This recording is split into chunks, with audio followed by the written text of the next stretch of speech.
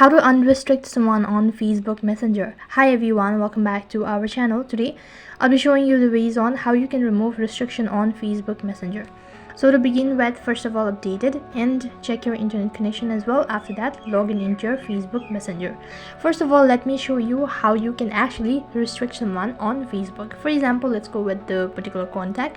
Open up their chat page, go to their profile icon, go to the eye icon located in the top right hand side corner. After that, scroll down a bit and you'll be able to find the button as restrict. Click on it. Once again, for the confirmation, tap on restrict, and now you can see that this particular contact has been restricted and he or she will not be able to send you messages or see any of the update. In order to unrestrict someone, you'll need to go to the tab bar icon from the top left hand side corner, go to the gear icon from the top right. After that, scroll down a bit and you'll be able to find the restricted account, and scroll down a bit and go to privacy and safety.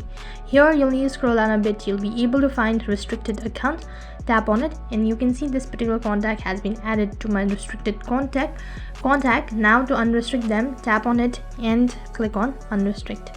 You can also do this procedure from the chat page at the same time. This is way more easier than searching the contact on a chat history.